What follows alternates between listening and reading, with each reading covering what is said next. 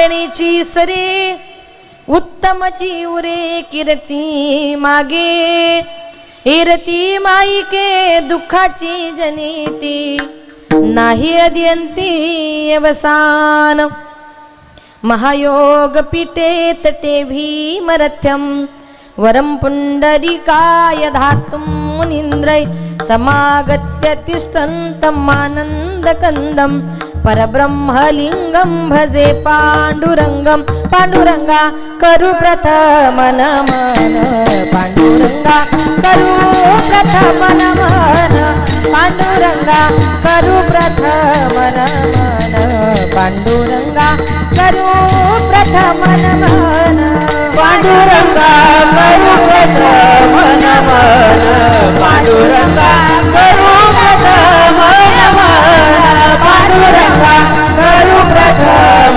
नमन पांडुरंगा करू प्रथम नमन दुसरे चरण संताची दुसरे चरण संताची त्यांच्या कृपा दाने कथेचा विसारू त्यांच्या कृपा दाने कथेचा विसारू त्यांच्या कृपा दाने कथेचा विसारू त्यांच्या कृपा दाने कथेचा विसारू दुसरे चरण संताची दुसरे चरण संताची त्यांच्या कृपा गाणे कथेचा विस्तारू त्यांच्या कृपा गाणे कथेचा विस्तारू त्यांच्या कृपा गाणे कथेचा विस्तारू त्यांच्या कृपा गाणे कथेचा विस्तारू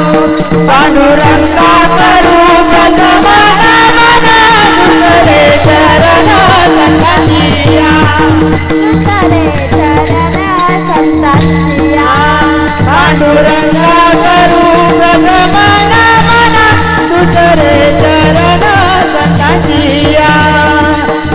दुसरे चरण संताची अलंकापुरी रम्य सिंहासनस्थं पदं भोजते जस्फुरदिक्प्रदेशं विधीन्द्रादिदेवाय सदा स्तूयमानं समाधिस्थमूर्तिं भजे ज्ञानदेवम् ओम नमो ज्ञानेश्वरा करुणाकरा दयाळा तुमचा अनुग्रह लादलो पावन झालो चराचरी मी कळाकुसरी काहीच नेने बोलतो वचन्याती भाविका एका जनार्दनी तुमचा दास त्याच्यास पूर्वा विठ्ठल विठ्ठल विठ्ठल विठ्ठल विठ्ठल आपुला तो एक देव करुणी घ्यावा ते नेविन जीवा सुख नोहे. अभंगाला सुरुवात करण्यापूर्वी थोडासा परिहार द्यायचा तो असा.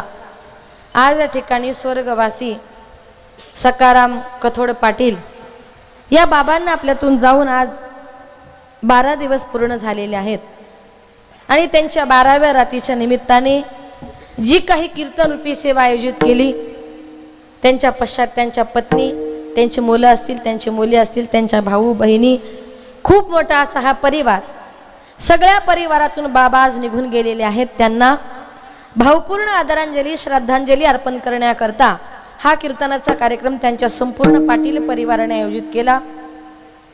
तसेच माझे गुरुवर्य आदरणीय हरिभक्त परायण विठ्ठल महाराज वागचौर यांच्या गुरुकृपेने माझे वडील कैलासवासी भानुदास महाराज गजे यांच्या पवित्र स्मृतीला अभिवादन करून संत मंडळी वारकरी मंडळी महाराज मंडळी बसलेली तुम्ही सर्व श्रोते मंडळी सर्वांच्या चरणी नतमस्तक होऊन माझ्या कीर्तन रूपी सेवेला सुरुवात करते. मस्तक हे पायावरी वारकरी संताच्या प्रस्तुत प्राप्त प्रसंगी कीर्तन रूपी सेवे करता निवडलेला अभंग संत सम्राट वैराग्याचे म्हणते मंत पुतळी वारकरी संप्रदायाचे कळस विश्ववंदनीय श्रीमंत तुकोबार यांचा 4 चरणाचा उपदेशपर प्रकरणातला तुमच्या आमच्या सर्वांच्या परिचयाचा असणारा गोडा असा अभंग आजच्या या कीर्तन रूपी सेवे करता निवडला. विठाल विठाल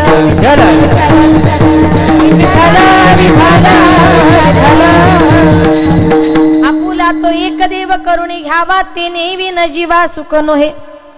या अभंगाद्वारे जगद्गुरु तुकोबार तुम्हाला आम्हाला प्रत्येकाला उपदेश करतात.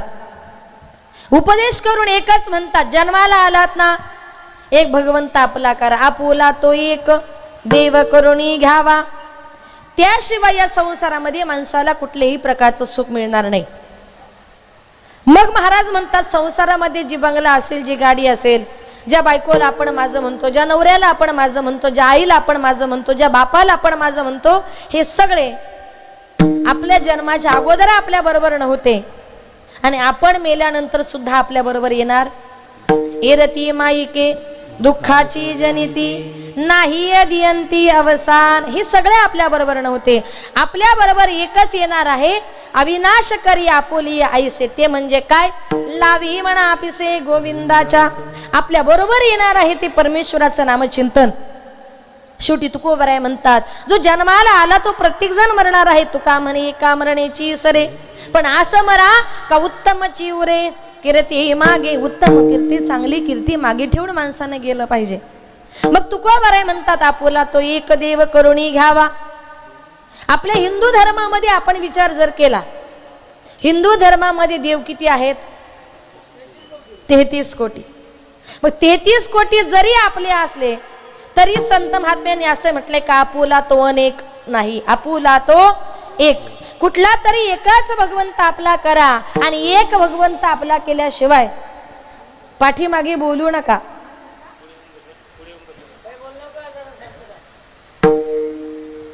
एक भगवंत आपला करा. 33 कोटी जरी देव असले ना, 33 कोटी भक्तांकरता भगवंतानी हे 33 कोटी अवतार घेतलेले आहेत.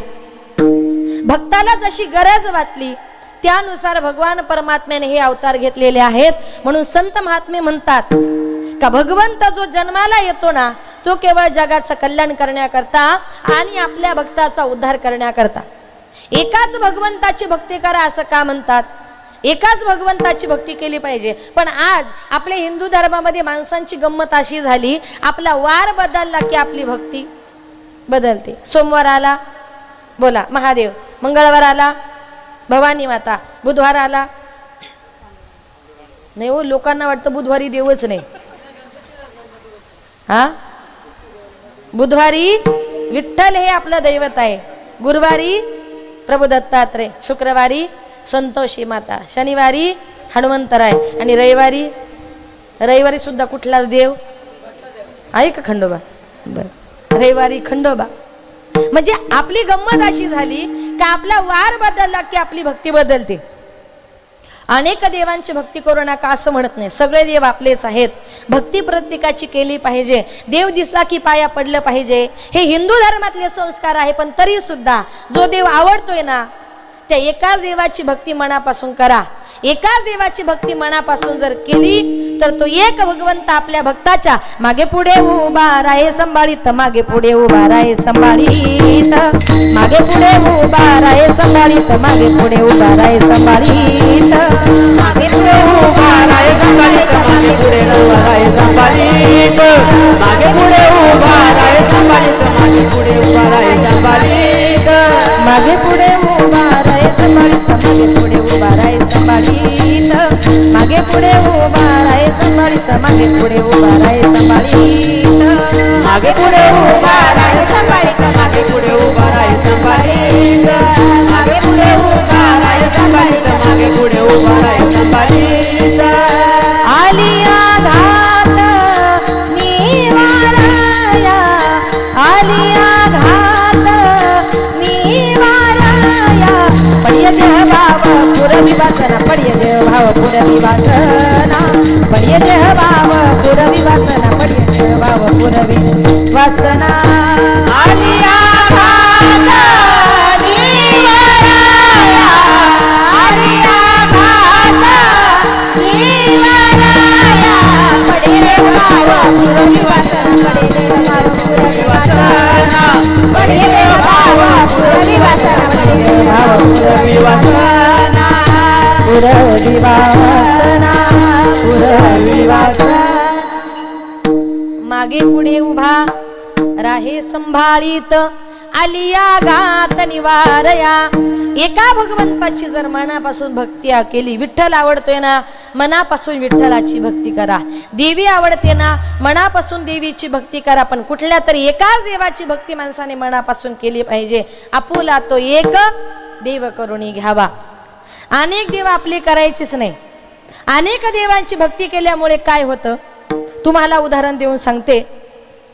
आषाढी यात्रेच्या निमित्ताने एक वारकरी बाबा पंढरपूरला निघाले.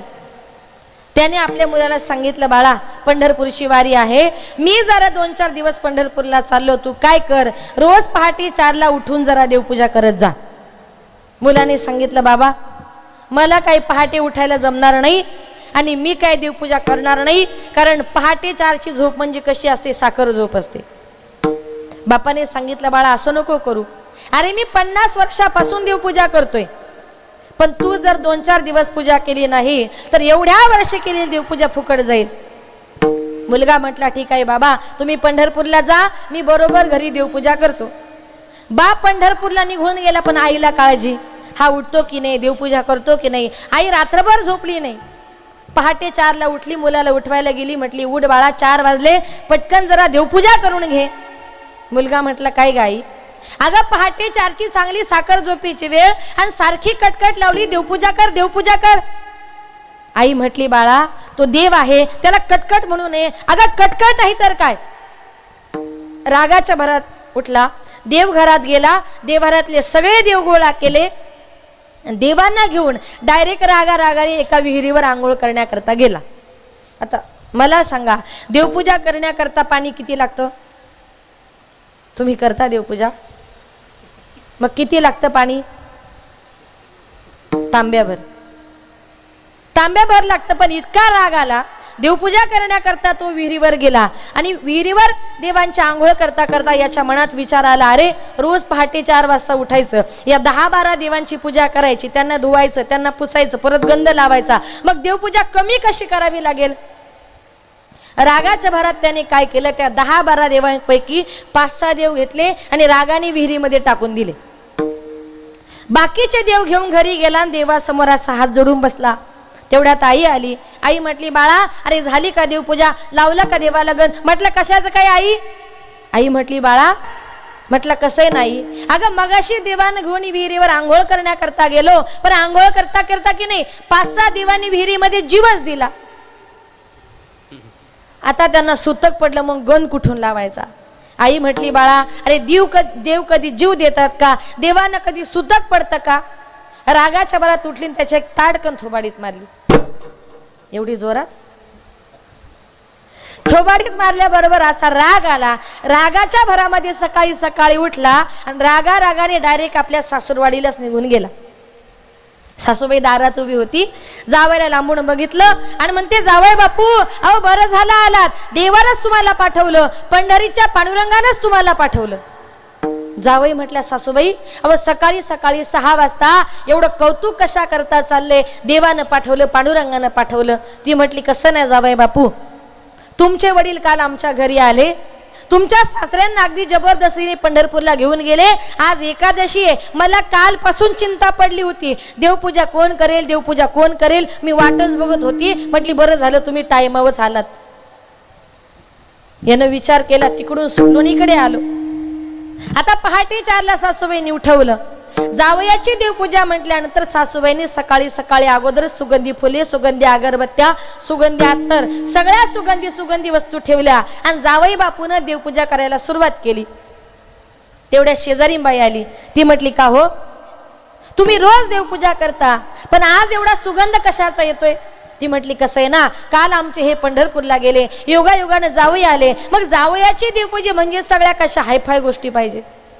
म्हटली, काय ग तुझे जावई देवपूजा पण करतात? म्हटली, हो अगदी उत्तम प्रकारे, अगदी छान प्रकारे. मग म्हटली, बरं झालं, आमचे हे पण कालच पंढरपूरला गेलेत, जरा तुझी पूजा झाली का माझी पण करायला पाठव.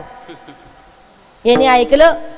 आता रोज पहाटे 4ला उठायचं, या 2-4 घरची देवपूजा करायची, त्यापेक्षा म्हटला जातो आणि मीच एखाद्या विहिरीमध्ये जीव देतो. तो माणूस इतका देवपूजेला कंटाळला, रागाच्या भरामध्ये सकाळी उठला, रागाने विहिरीकडे गेला, विहिरी जवळ गेला, विहिरीमध्ये जीव देणार. शेतकरी म्हटला, अरे थांब, माझ्या विहिरीमध्ये कशाला जीव देतोस? तुला जर कामाचा कंटाळा आला असेल ना तर माझ्या घरी चल, मी तुला कुठलंच काम सांगणार नाही. 2 टाइम नाश्ता, 2 टाइम जेवण, 2 टाइम चहा, दिवसभर आराम. माझं फक्त एकच काम करायचं, रोज पहाटे 4 वाजता उठून देवपूजा. म्हणजे तुम्ही जीव जरी द्यायला गेले देव तारी त्याला कोण मारी.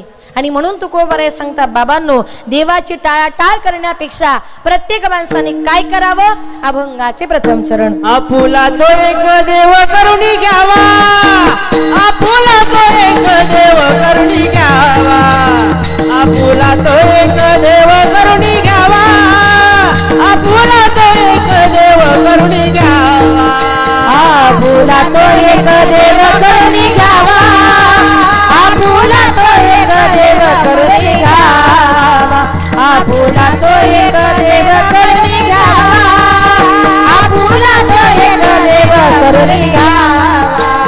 तेने विना जीवा सुख नो है, सुख नो है, सुख नो है, तेने विना जीवा सुख नो है, सुख नो है, सुख नो है.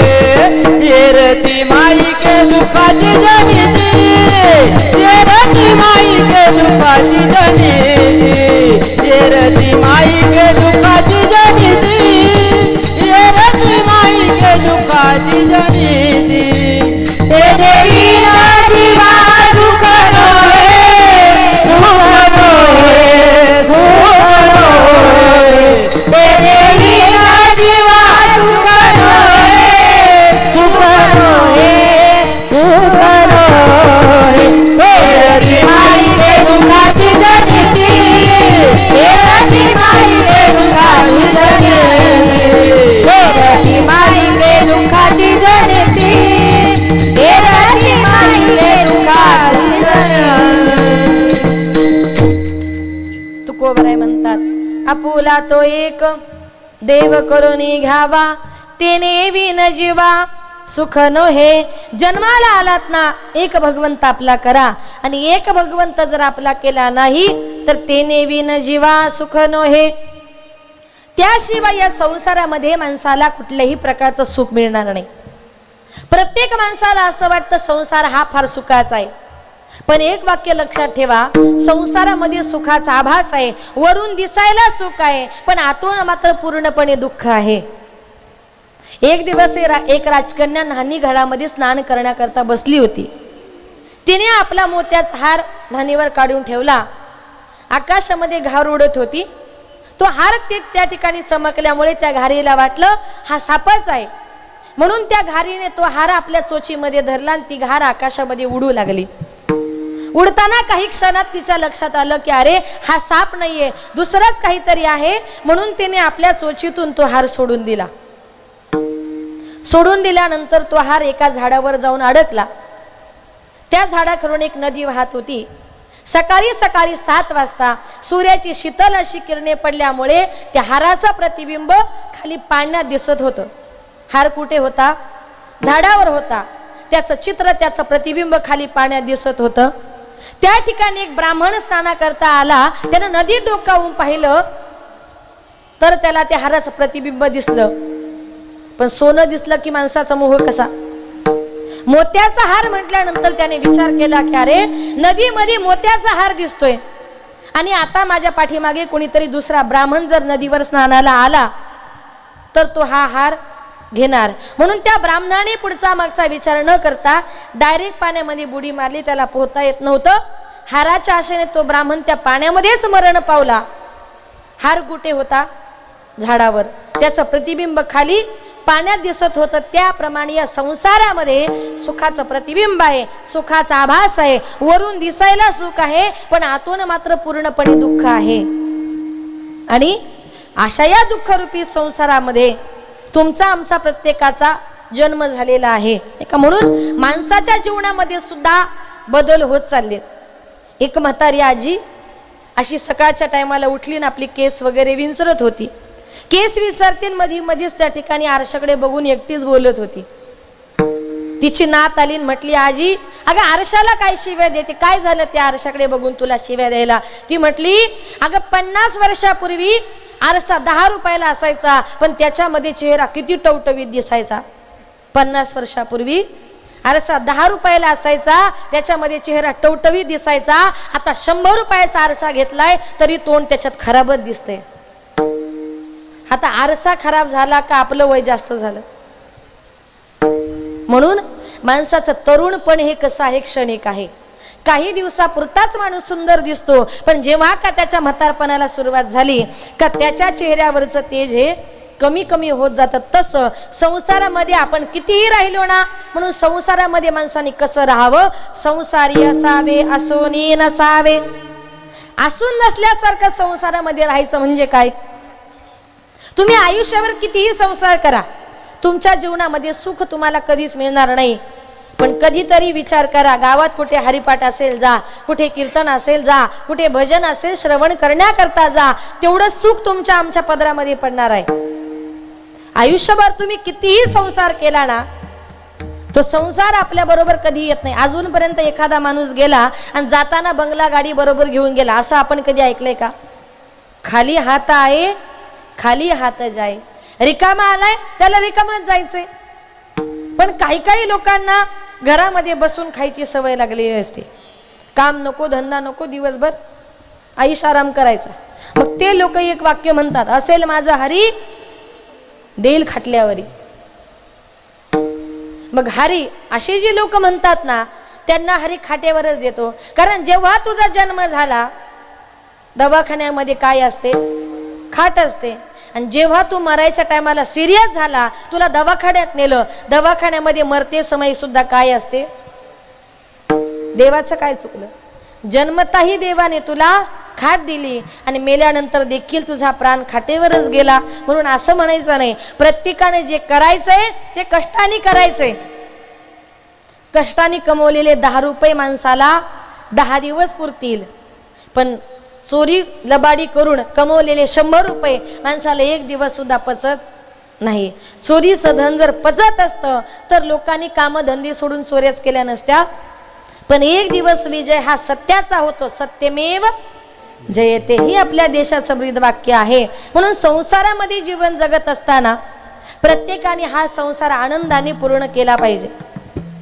तुम्ही आम्ही संसारामध्ये जन्माला आलो, मग भगवंताने सुद्धा संसार केला. आणि संसार हा एकट्याचा नाही, तर संसार हा दोघा नवरा बायकोचा आहे. बायको शिवायही संसार होऊ शकत नाही आणि नवऱ्याशिवाय सुद्धा संसार होऊ शकत नाही. घराचा संसार जर पूर्ण करायचा असेल तर दोन्ही चाकं ही समप्रमाणात चालावी लागतात. या जगाचा संसार करताना माझ्या भगवंताला सुद्धा देवी लक्ष्मीची, रुक्मिणी मातेची गरज लागते. देव सुद्धा देवीला म्हणतात, तुझ्या विना वैकुंठाचा कारभार चालना, एकल्या विठुरायाला हो संसार पेलना. तुझ्या विना वैकुंठाचा कारभार चालना, एकल्या विठुरायाला हो संसार पेलना. एग एग रखुमाई ए भक्तांच्या माहेरी, सावलीच्या पावलांनी विठूच्या गाभारी. तुझ्या विना वैकुंठाचा कारभार चालना, एकल्या विठुरायाला हो संसार पेलना. तू सकलांची आई, 7 जन्माची पुण्याई. तू सकलांची आई, 7 जन्माची पुण्याई. घेई पदरात आम्हावरी छायाधर बाई. तुझी थोरवी महान, तिन्ही लोकी तुला मान. देई वरदान हो तुझ्या पालखीचे भोई. रखुमाई रखुमाई रखुमाई रखुमाई रखुमाई रखुमाई रखुमाई रखुमाई. देवाला सुद्धा या जगाचा संसार करायचा आहे ना, देवाला सुद्धा लक्ष्मीची गरज आहे. भगवंत एकटे कधीच अवतार घेत नाही. तुम्ही सांगाल अनेक वेळा भगवंताने एकटा अवतार घेतलेला आहे. प्रभू दत्तात्रयांचा जो अवतार झाला ना, ते तिघांनी मिळून अवतार घेतला. प्रभू दत्तात्रय त्याच्यामध्ये चिरंजीव झाले, पण त्यांच्या बरोबर जी गाय आहे ना कामधेनू, ती लक्ष्मी म्हणून गायीच्या रूपामध्ये त्यांच्या बरोबर आली. भगवंतानी वामनाचा रूप जो घेतला, बटुकाचा अवतार घेतला, त्या टायमाला भगवंताच्या हातामध्ये जी छत्री आहे ना, त्या छत्रीच्या रूपामध्ये लक्ष्मी त्यांच्या बरोबर आहे. म्हणजे भगवंत सुद्धा या जगाचा संसार करताना एकटे करत नाही, त्यांना सुद्धा आपल्या पत्नीची गरज वाटते. म्हणून संसार हा दोघांनी करायला पाहिजे. या संसारात आपण जन्माला आलो. समाजामध्ये काही काही लोक आहेत, त्यांना वाटतं आमच्यासारखा हुशार माणूस या जगात कोणीच नाही. एक दिवस एक बाई ब्राह्मणाकडे गेली, सांगितलं, ब्राह्मण दादा मला जरा सत्यनारायणाची महापूजा करायची, यादी द्या. ब्राह्मणाने सगळी यादी तिला दिली. शेवटी ब्राह्मणाने सांगितलं, सत्यनारायणाची पूजा करण्याकरता तुमचे पती त्या ठिकाणी लागतील. तिने सांगितलं, माझे पती परदेशात राहतात. मग ब्राह्मणाने सांगितलं, तुम्हाला सत्यनारायणाची पूजा करता येणार नाही. तिने सांगितलं, मला तर पूजा करायचीच आहे. ब्राह्मणाने सांगितलं, पती नसेल तर तुम्हाला जमणार नाही. ती म्हटली, का हो ब्राह्मण बुवा, पुरुष लोक कसे, एखादी पूजा जर असेल आणि त्या टायमाला एखादी पत्नी जर तिथे हजर नसेल तर ते काय करतात, खिशामध्ये बायको म्हणून काय ठेवतात? अनुभव दिसतोय. काय ठेवतात? सुपारी ठेवून बायको म्हणून त्या ठिकाणी पूजा करतात. मग आमच्या करता असा काही उपाय? ब्राह्मणांनी सांगितलं, बाई अजून तर शास्त्रामध्ये तुमच्या करता काही उपाय निघाला नाही, पण तरी काहीतरी असेल तर शोधून काढा.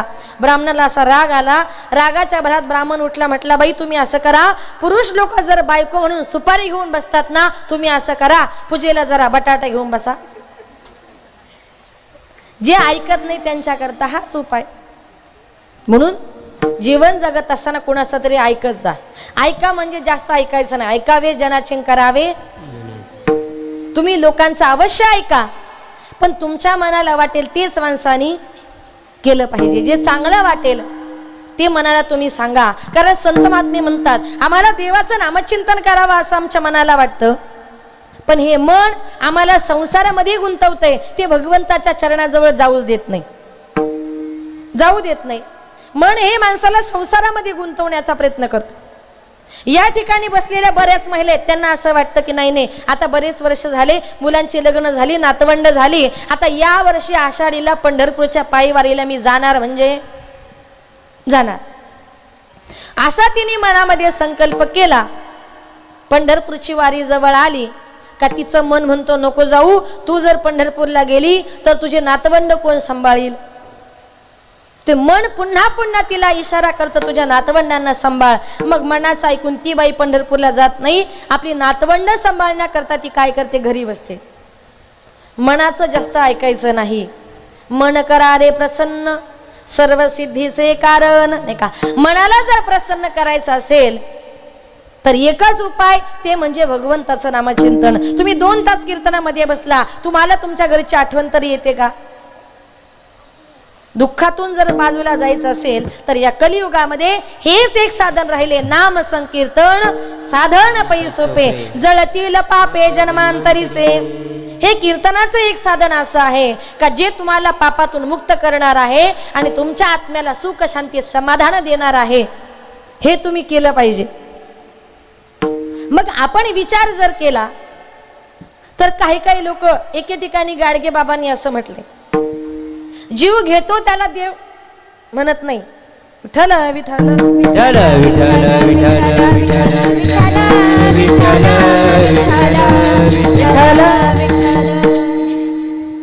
गाडगे बाबा एके ठिकाणी म्हणतात, जीव घेतो त्याला देव म्हणत नाही.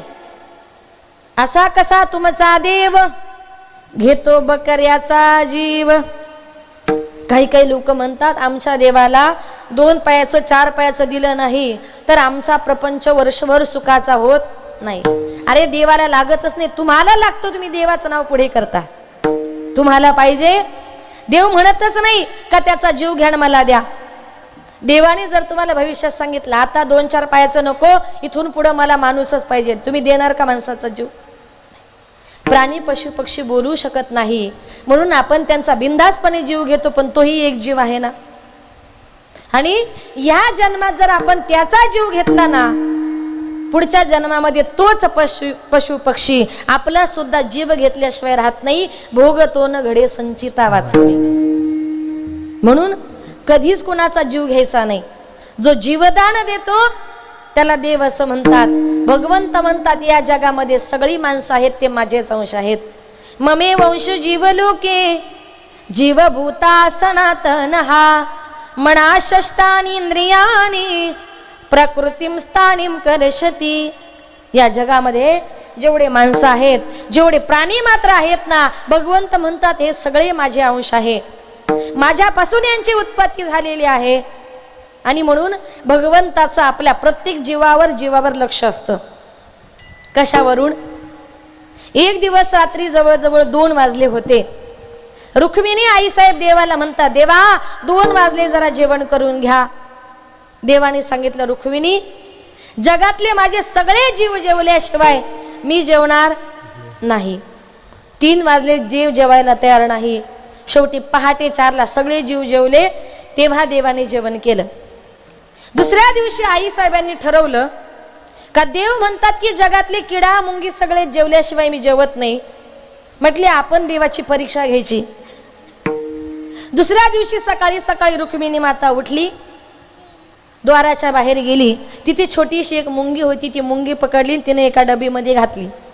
ती डबी कपाटामध्ये आणि आतल्या लॉकरमध्ये नेऊन तिला लॉक करून ठेवली. देवाची परीक्षा घ्यायची होती ना, का देव म्हणतात सगळे जीव जेवल्याशिवाय मी जेवत नाही. रात्रीचा टाइम झाला, 12 वाजले. रुक्मिणी आईसाहेब म्हणतात, देवा जेवले का तुमचे जीव? देवाने डोळे मिटले, हात जोडले, सांगितलं, हा रुक्मिणी सगळे जीव जेवलेत, वाढ जेवायला. रुक्मिणीला हसायलाच आलं का मी सकाळपासून मुंगी लपून ठेवली, कपाटात आहे, लॉकरमध्ये आहे, डबीमध्ये आहे, ती मुंगी जेवली नसेल. आज आपण देवाची मजा घ्यायची. वाढ जेवायला म्हटल्यानंतर आईसाहेबांनी ताट तयार केलं. देवाने घास घेतला, तोंडामध्ये घालायचा. आईसाहेब म्हटल्या, थांबा, तुम्ही जगाला फसवू शकता पण तुमच्या बायकोला फसवू शकत नाही. म्हणतात ही लोक, काय तुम्ही जगाला फसवू शकता पण तुमच्या बायकोला तुम्ही फसवू शकत नाही. देवाने सांगितलं, काय झालं रुक्मिणी? तुम्ही म्हणता ना जगातले जीव जेवल्याशिवाय मी जेवत नाही. आज जगातला एक जीव मी तुम्हाला उपाशी दाखवते. दाखव म्हटले. इतका आनंद वाटला होता, कारण देवाची, तिला वाटलं देवाची आज जिरणार होती ना. नवऱ्याची जिरली का बायकोला जरा आनंद वाटतो.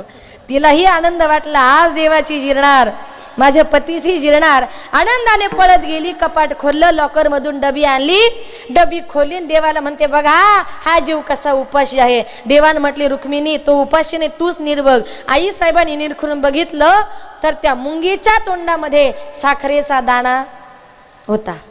ती कुठे होती? कपाटामध्ये, लॉकरमध्ये डब्बीत ठेवली होती. पण भगवंताने डब्बीत देखील तिला सूक्ष्म रूपाने जाऊन साखरेचा दाणा दिला. म्हणजे तुम्ही कुठेही असा पण त्या ठिकाणी माझा भगवंत तुमच्या करता धावून येणार. कारण ज्याने जन्म दिलाय, जबी दंत नाही थे तबी दूध दिया. ज्या टायमाला तुझा जन्म झाला तेव्हा तुला भगवंताने तुझ्या आईच्या रक्ताचं दूध केलं, तुला दूध म्हणून दिलं. आणि जेव्हा तुला दात आले ना त्या टायमाला तुझ्या अन्न पाण्याची सोय सुद्धा माझ्या भगवंतानं केली. म्हणून विश्वंभर म्हणती, माझी या स्वामी ते संपूर्ण विश्वाचं भरण पोषण करणारा तो भगवंत सगळ्या विश्वाचं भरण पोषण करतो. पण त्याला सुद्धा कधी कधी आपल्या भक्ताकडे मागावं असं वाटतं.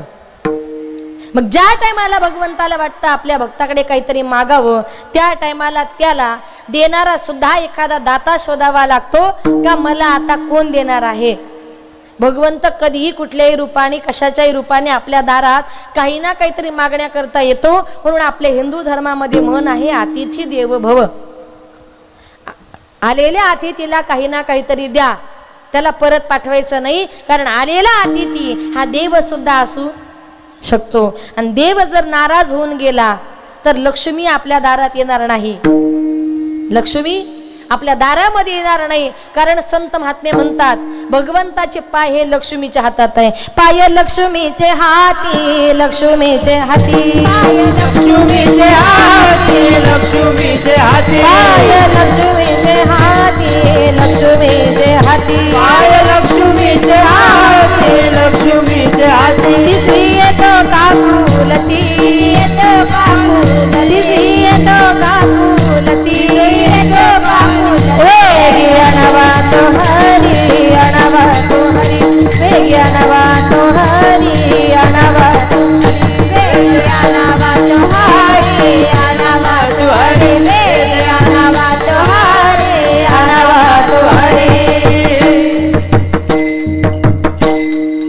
पाय लक्ष्मीचे हाती तिसी येतो काकुलती, नाही का तुकोबाराय म्हणतात. भगवंताचे पाय हे कशाकडे आहे? भगवंताचे पाय हे लक्ष्मीच्या हातामध्ये आहे. त्याच्यामुळे तुम्ही भगवंताचं नामचिंतन करा. संत महात्मे असं म्हणतात, एक गमतीनं तुम्हाला उदाहरण सांगते. काही एकदाच माणसाचं 50च्या पुढे वय गेलं, 50च्या नंतर कुठलं वय सुरू होतं? महिला मंडळ, पुरुष मंडळ. 50च्या नंतर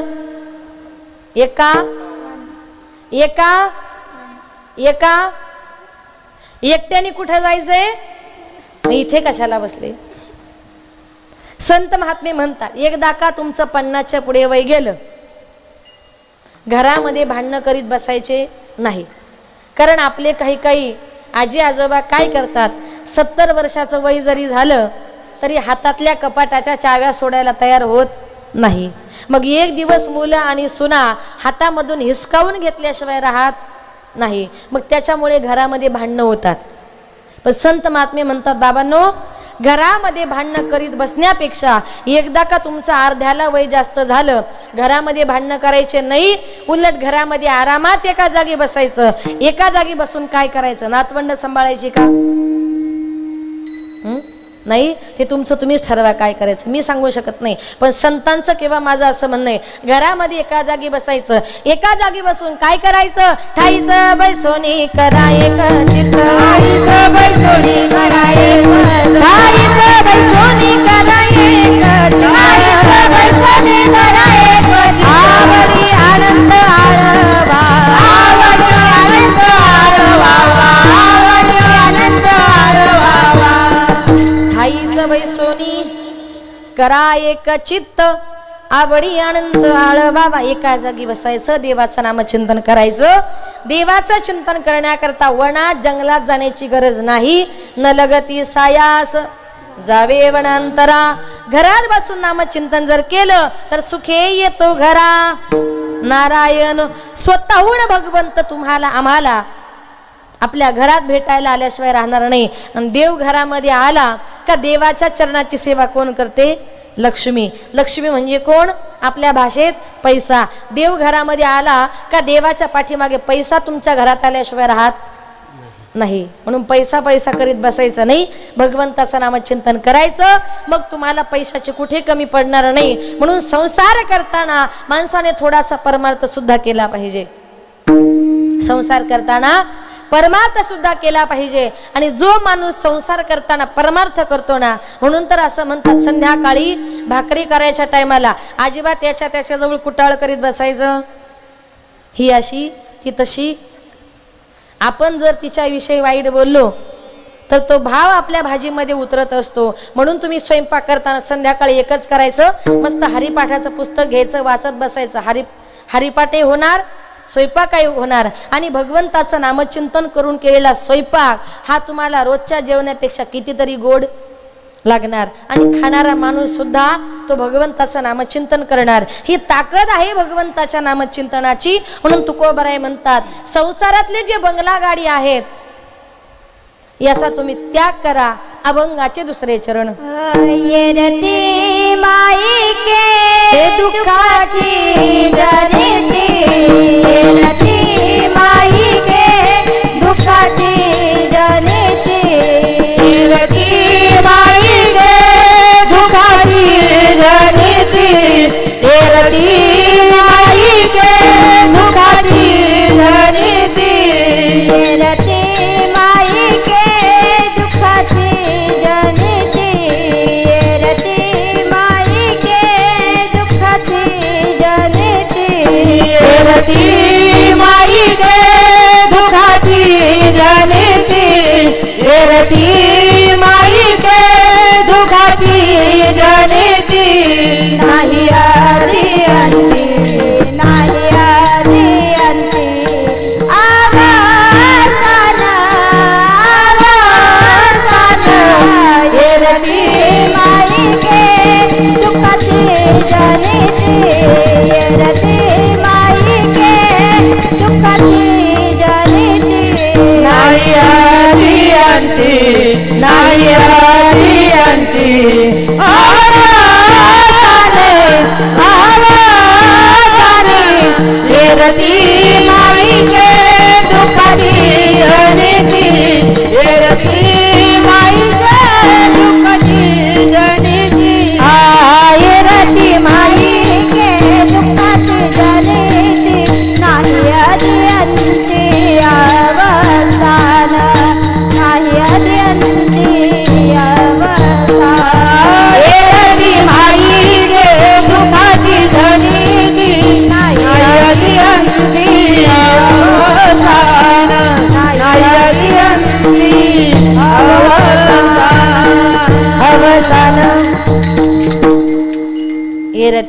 माईके दुःखाची जनिती नाही अदियंती अवसान. एका संत महात्मे म्हणतात, संसारातल्या ज्या काही गोष्टी आहेत ना, त्या तुम्हाला आम्हाला प्रत्येकाला क्षणिक सुख देणारे आहे.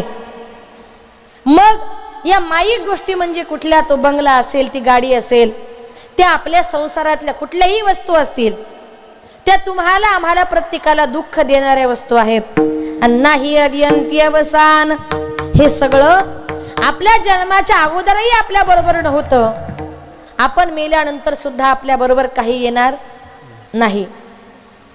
संत महात्मे हे तुम्हाला आम्हाला पटवून देण्याचं कार्य करतात. हे सगळं तुम्हाला आम्हाला सांगण्याचा प्रयत्न करतात. कितीही सांगितलं, संतांनी असं म्हटलंय, हा प्रपंच जो काही आहे ना, हा तुम्हाला आम्हाला प्रत्येकाला दुःख देणारे आहे.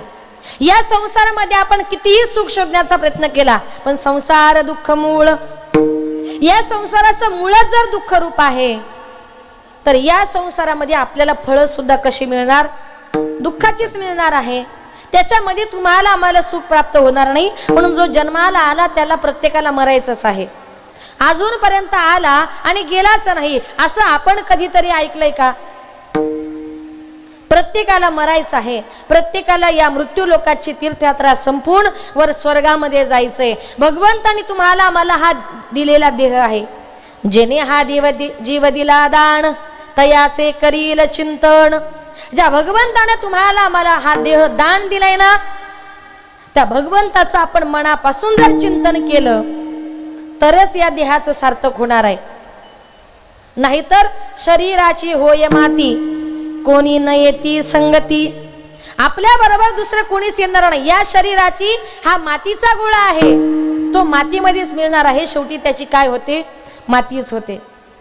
या देहाचं सोनं कधी झालेलं आपण बघितलंय का? एका काही लोक म्हणतात, तो मेला, त्याला मरण चांगलं आलं, त्याच्या देहाचं सोनं झालं. सोनं झालं म्हणजे काय?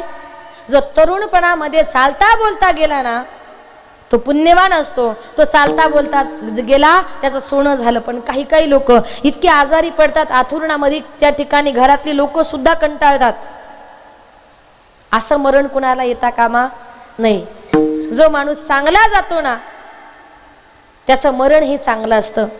तुम्हाला आमच्या वारकरी संप्रदायातले एक ताजं उदाहरण देऊन सांगेल. महाराष्ट्रातील एक नामवंत कीर्तनकार ताजुद्दीन महाराज शेख, चालू कीर्तनामध्ये त्यांचा त्या ठिकाणी जीव गेला. लाईव्ह आपण सगळ्यांनी बघितलं. कीर्तन करता करता त्यांचा जीव गेला. ते खरे संत होते, ते खरे कीर्तनकार होते. आपल्या समाजाचे नव्हते, मुस्लिम समाजाचे ते होते. पण मनापासून त्यांनी विठ्ठलाची भक्ती केल्यामुळे भगवंताला ते आवडले आणि चालू कीर्तनामध्ये भगवंतांनी त्यांना आपल्या हृदयामध्ये आपल्या चरणाजवळ जागा दिली. ते निघून गेले दिगंबर ईश्वर विभूती. गेले दिगंबर ईश्वर विभूती. राहिल्या कीर्ती जगा माझी, जगा माझी. राहिल्या कीर्ती जगा माझी.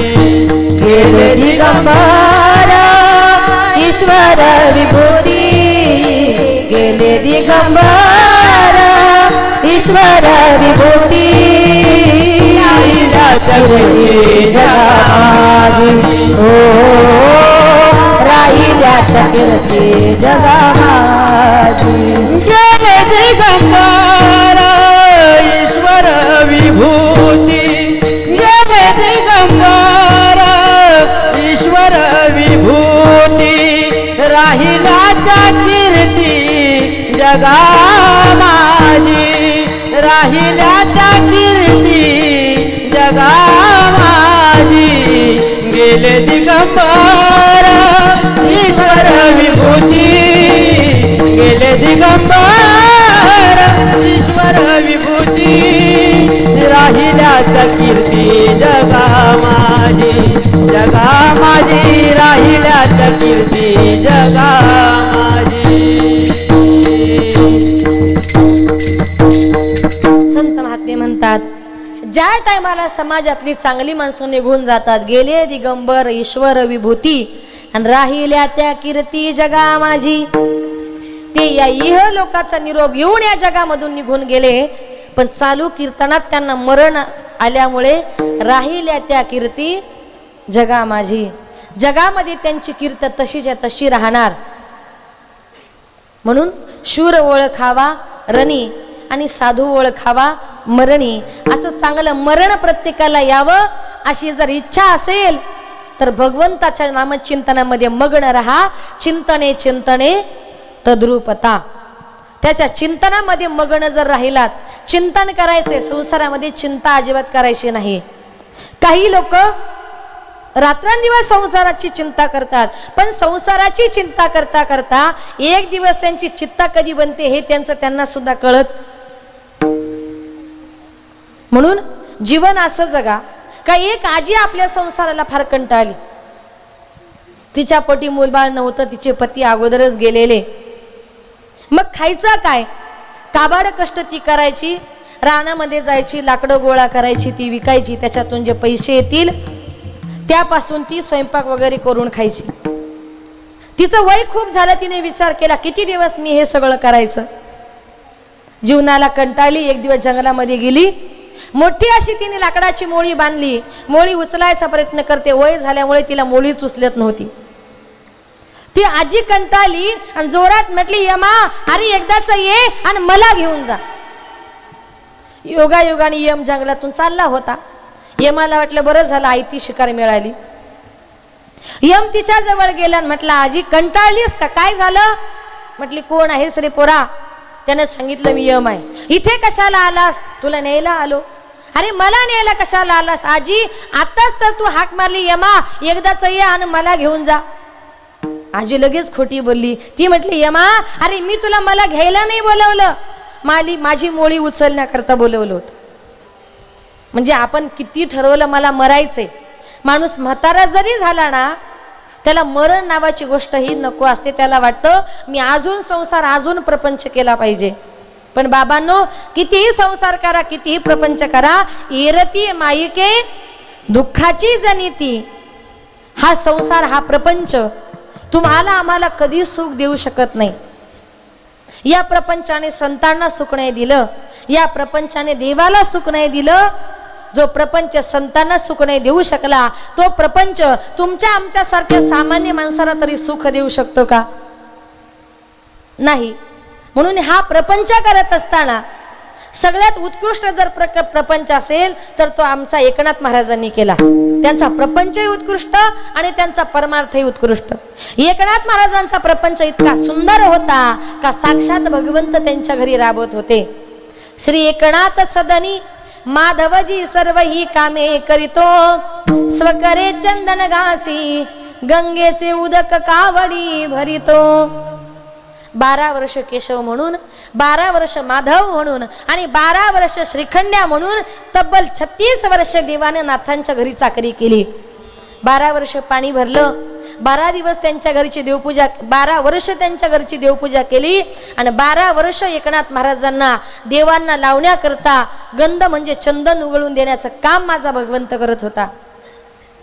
साधावया भक्ती काज नाही लाज धरीत. एका ज्या टायमाला एखादा भक्त त्याची मनापासून भक्ती करतोय ना, त्या टायमाला आमचा भगवंत आपल्या भक्ताचं काम करत असताना मनामध्ये कुठल्याही प्रकारची लाज माझा भगवंत मनामध्ये बाळगत नाही. तो फक्त आपल्या भक्ताची भक्ती पाहून दंग होतो. भक्ती पाहून या तो जाहला दंग, नामदेवा सवे जेवाला पांडुरंग. त्या सावत्यासाठी अरण गावी गेला, सावत्याच्या हृदयी जाऊनी बैसला. विठ्ठल माझा, विठ्ठल माझा, विठ्ठल माझा, माझा माझा माझा माझा. असा एकही भक्त नाही का त्या भक्ताचं काम माझ्या भगवंताने केलं नाही. उच्च नीच काही नेने भगवंत, तिष्ठे भाव भक्ती देखो निया. त्याची एक निष्ठता भक्ती माझ्या भगवंताने बघितली. भगवंत नेमका कुठे आहे? न काष्टी विद्यतो देव न पाशाने च मृन्मय, भावी ही विद्यतो देव तस्मात भाव ही कारणम. एखाद्या दगडावरचा सुद्धा आपल्या मनामध्ये भाव महत्वाचा आहे. एक दिवस काय झालं, एका गावामध्ये मंदिराची पूजा होती. पूजेकरता अनेक मंडळी त्या ठिकाणी आली होती. त्या मंडपामध्ये एक असा मोठा दगड पडलेला होता. एका कार्यकर्त्याने विचार केला, एवढा दगड उचलून बाहेर फेकण्यापेक्षा त्यानं त्या दगडावर गुलाल वगैरे टाकला, त्याच्यावर हळदी कुंकू टाकलं. जो यायचा पहिला त्या दगडाचं दर्शन घ्यायचं आणि मग पुढे जायचा. जो यायचा तो दर्शन घ्यायचा, पुढे जायचा. का? कारण त्यांची भक्ती जडली. तो दगड होता, त्याच्यावर आपण गुलाल जरी टाकला, हळदी कुंकू टाकलं का लोक म्हणतात इथे कुठला तरी देव. तुम्ही दगडावर जरी भाव ठेवला ना, दगडातून सुद्धा माझा भगवंत प्रगट झाल्याशिवाय राहणार नाही. पाषाणाला सुद्धा पाजर फोडणार ते परमेश्वराचं नामचिंतन. नाम तुझे रे, नाम तुझे रे, नाम तुझे रे नारायणा. नाम तुझे रे, नाम तुझे रे, नाम तुझे रे नारायणा. नाम तुझे रे, नाम तुझे रे, नाम तुझे रे नारायणा. नाम तुझे रे, नाम तुझे रे, नाम तुझे रे नारायणा. थोडी पाषाणाला पाना, पाषाणाला पाना. नाम तुझे रे, नाम तुझे रे, नाम तुझे रे नारायणा. नाम तुझे रे, नाम तुझे रे, नाम तुझे रे नारायणा. नाम तुझे रे, नाम तुझे रे, नाम तुझे रे नारायणा. नाम तुझे रे, नाम तुझे रे, नाम तुझे रे नारायणा. नाम तुझे रे नारायणा. फोडी पाषाणाला पाना, नाम जपले वाल्मिकाने. फुटली टोन प्याला पाने, आजा मेळा पापराशी. नामे नेला वैकुंठासी. नामामध्ये एवढी ताकद आहे का तुमच्या हातून कितीही जरी पाप घडलं ना, घेता नाम विठोबाचे, पर्वत जळती पापाचे. पापाचे पर्वताच्या पर्वत जाळण्याची ताकद ही विठोबाच्या नामचिंतनामध्ये आहे. म्हणून तुम्ही त्या विठ्ठलाचं नामचिंतन हे केलं पाहिजे. सकाळी उठून रोज फक्त 9 मिनिटं विठ्ठल विठ्ठल विठ्ठल विठ्ठल नावाचा जप करायचा. अनेक डॉक्टरांनी, अनेक शास्त्रज्ञांनी सांगितलंय, ज्याला हृदयाचा जर काही त्रास असेल ना, रोज सकाळी उठलं की 9 मिनिटं कंप्लीट विठ्ठलाचं तुम्ही नामचिंतन करा. तुमचा हृदय विकाराचा त्रास सुद्धा बरा झाल्याशिवाय राहणार नाही. विठ्ठल असं म्हणा, ठ म्हटलं की ते हृदयाला लागतं. इतकी ताकद त्या भगवंताच्या नामचिंतनामध्ये आहे. जे नामचिंतन, नामदेव महाराज म्हणतात, देवाचं नाव किती गोड आहे. अमृताहुनी गोड नाम तुझे देवा. अमृतापेक्षाही गोड असं भगवंताचं नामचिंतन. मग आमचं तोंड त्या भगवंताचं नामचिंतन का करत नाही? संतांनी केलं, अनेक समाजातल्या लोकांनी केलं. कीर्तनकारांनी सांगितलं विठ्ठल विठ्ठल म्हणा, तरी सुद्धा लोक विठ्ठल विठ्ठल म्हणत खुशाल नाही म्हणतात. तरी आपण विठ्ठलाचं नाव घेत नाही. तुकोबर आहे तर त्या भगवंता करता इतकी वेडे झाले. तुकोबर आहे डोक्यावर देव घ्यायचे, लोकांच्या घरी जायचे आणि दारोदारी फिरायचे. देव घ्या कोणी, देव घ्या कोणी, ऐताला घर पुसोनी. लोक घरातून बाहेर यायचे. लोकांना वाटायचं काय विकायला आले. 400 रुपये किलो तूप दारावर आले तरी लोक घेतात. पण देव घ्या कोणी म्हटलं की लोक म्हणायचे देव न लगे, देव न लगे, साठवणीचे रुंदले जागे, आम्हाला देव नको. तुकोबराय म्हणायचे बाबांनो पैसे देऊ नका, फुकट घ्या. पण तरी लोक म्हणायचे देव न लगे, देव घ्या फुका, देव घ्या फुका, न लगे रुका. मोल काही फुकट घ्या, कुठलंही मोल आम्हाला देऊ नका, पण तुम्ही देव घ्या. तरी लोक म्हणायचे आम्हाला देव नको. कारण देहूतल्या लोकांना देवापेक्षा संसाराचं जास्त आकर्षण होतं. म्हणून संसारामध्ये अजिबात रममान व्हायचं नाही. अजिबात रममान व्हायचं नाही. तुम्ही कितीही संसार करा, शेवटी आपल्या बरोबर काहीच येणार नाही. लोक म्हणतात तो गेला. म्हणजे आज आपल्याला हेच आश्चर्य वाटतं का तरुण माणसं आपल्या समोर जातात, आपण त्यांच्या मौतीवर जातो, तिथे भाषण ऐकतो आणि परत निघून येतो. पण लोकांना असं वाटत नाही का अरे तो गेला, त्याच्या पाठीमागे आपल्याला जायचंय, किती संसार केला तरी फायदा नाही, असं लोक अजिबात विचार करत नाही. म्हणून जीवन इतकं चांगलं जगा, इतकं चांगलं जगा का आपण गेल्यानंतर, आपण गेल्याची बातमी ज्याला ज्याला कळेल ना त्याच्या डोळ्यातून आपल्याकरता 2 थेंब पाणी आलं पाहिजे, असं जीवन माणसाने जगलं पाहिजे. नाहीतर आपण गेल्यानंतर लोक म्हणतील बरं झालं सगळ्या गावची घाण गेली, असं लोकांनी आपल्याविषयी म्हणता कामा नये. इतकं चांगलं जीवन जगा का आपण गेल्यानंतर लोकांना जेवण सुद्धा गोड लागता कामा नाही. म्हणून तुकोबाराय म्हणतात तुम्हाला नामचिंतन करायचंय, तुम्ही कशाचं करा. अभंगाचे 3रे चरण. अविनाश करी आपुली आईसे, अविनाश करी आपुली आईसे, अविनाश करी आपुली आईसे, अविनाश करी आपुली आईसे.